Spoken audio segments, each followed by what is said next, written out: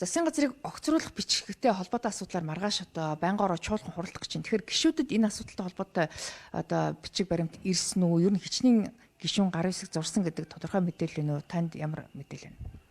Тий, засгийн газрыг огцруулахад нийтдээ 32 гишүүн гар хэсэг зурх юм бол өргөн барих нөхцөл нь бүрдэж байна гэсэн үг. За яг өнөөдрийн байдлаар бол маргааш өглөө 8:30-аас төрийн байгуулалтын байнгаараа хуралдах ёстой.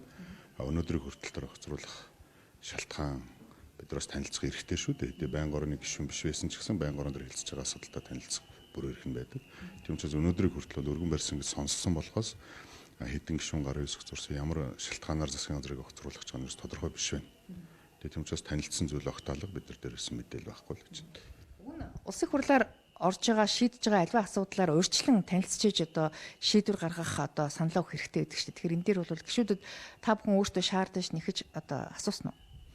Нэхэж шаардаж асуусан. Бид нар за холбогдох хүмүүстэй нуулзаад байнга орны хүмүүстэй уулзаж асуулаа. Одоо наазахын шилэн дээр бид нар хэлцэх асуудалтай хэд хоногийн өмнө танилцах хэрэгтэй шүү дээ. Ерөөсөө танилцсан зүйл огт алга байна. Тэгээд одоо засгийн газар огцруулна гэл ер нь одоо ийм цаг үед төр засгаа огцруулж унгааж тоглох нь бол эргээд улс их орн буюу ард иргэд л хортой зүйл шүү дээ. Саяхан одоо байгуулагдаад 3 сар болж байгаа засгийн газар. Үүн дээр бол Абубакир сайдаар үлдэх нь ерөөсөө чухал биш. Монгол Улсын төр засаг доктортой үйл ажиллагаа явуулах хэрэгтэй. Амар эслэн даргыг ч гэсэн одоо ёс зүйн хариуцлага хүлээгээд шалгуулаач гэдэг шаардлагыг одоо гишүүд одоо тавьж байгаа энэ дээр та бас санал нэгдсэн үү? Тэгээ би энэ дээр санал нэгдэж гар хэсэг зурсан. Яг гэх юм бол 20-24 оны парламентын үед ч гэсэн намаас тодорхой хэмжээнд мөн одоо улсын хурлаас тухайн үеийн шаардлагатай байд маш олон гишүүдийг төдөлзүүлж шалгуулсан шүү дээ. Номт 2 гишүүн чөлөө шалгуулаад явж байсан. За одоо Нанздын Наранбаатар гэдэг ч юм уу Арднаас эд гишүүн тухайн аюур сайхан гишүүн, сэргэлэн гишүүн бүгдийг л төдөлзүүлээ шалгана гэж явсан шүү дээ. Энэ дөр бол хувийн асуудал гэхээсээ илүү одоо үнэхэрийн ийм одоо саяны одоо бид нар сошиалын мэдээлэлтэй л байна энэ үгүй хэлэхэд одоо нүүрсний улгаан энэ төр гэлдэг чинь зөвхөн бид нар биш гадаа ард түмэн асуугаад шүү дээ. Үнэхээр энэ улгаан хийчих юм. Шалгуулчаачтай тэгвэл гэдэг хувийн асуудал бол энэ үл ерөөсөө улс орны асуудал учраас би бол за шалгуулад одоо асуудалгүй бол буцаал ороод ирэх нээлттэй л байж байгаа. Тийм учраас та шалгуулчихаа гэдэг гар хэсэг зурсан. Засгийн газрыг огцруулах бичиг улсын хурлын гишүүдийн гар дээр ирсэн үү? Зарим гишүүд авч чадаагүй байна гэж та яасан байна?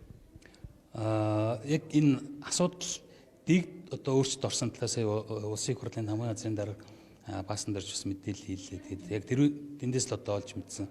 Тэгээд маргааш хэлцэх тав дарааллыг бас өөрчилсөн байна. Зарим нэг асуудлуудыг хойшлуулж оруулж ирсэн байна. Тэгээд одоо яг хэлцэж байгаа асуудал дээр ямар үндслээр засгийн газрыг огцруулах тухай асуудал яригч байгаа гэдэг бол мэдээлэл одоогоор аваагүй байна. Яг гоо гишүүдийн хичнээн гишүүн гар хэсэг зурсан бэ гэдэг дээрээс тодорхой тоо гарахгүй байна. Танд ямар мэдээлэл вэ? Яг тэр талаар бол мэдээлэл алгаа. Гэхдээ тэр бол нэг тийм чухал биш баг. Тэгээд хуулийн шаардлага хангасан болол өргөн барьсан байх гэж бодож байна. Тэгээд гол нь үндслүүд нь ямар үндслүүд дээр засгийн газрыг огцуул асуудал өргөн барьсан гэдгийг бас мэдмээр байгаа. Та өөрөө зураагүй гэсэн үг юм байна. Тэгээ би тэр бичиг дээр та тэр орж ирээгүй тэгээд зураагүй би бас орж ирсэн гэсэн зурхгүй гэж бодож байгаа. Яг гэвэл энэ ерөнхийдөө бол Монгол Ардын намын даргын сонгуультай холбоотой асуудал байна. Тэгэхээр зөв буруудыг хинийх нь зөв буруу гэдэгт асуудал биш. Маргаантай асуудал байгаа учраас үндсэн дээд хөвгтөр бүртгэж авахгүй байх магадaltaй. Нөгөө талаас хэрвээ бүртгэж авахгүй бол намын одоо их хурал дээр энэ асуудал бас одоо шийдэгдэх боломжтой байгаа. Тэгэхээр энэ асуудлуудыг шийдээгүйгээр дахиад одоо ерөнхий сайдын асуудал ярьж байгаа нь бол нэгдүгээрт бол энэ докторгүй байдал талаас хэрвээ одоо энэ асуудал их хурлаар шийдэгдээд дахиад өөр одоо жишээл зандан шатар дарга, амар шатлан дарга хоёроос өөр хувилбар гараад ирвэл дахиад одоо жишээл манай намын дарга ерөнхий сайд байх хэрэгтэй гэдэг дахиад засгаа ундах юм асуудал болно. Тэгэхээр энэ бол одоо нэг хэдхэн хоног хүлээж чадахгүй заавал засгийг ингэж огцруул докторгүй байдалд хүрэх шаардлагагүй байх гэж бодож байна.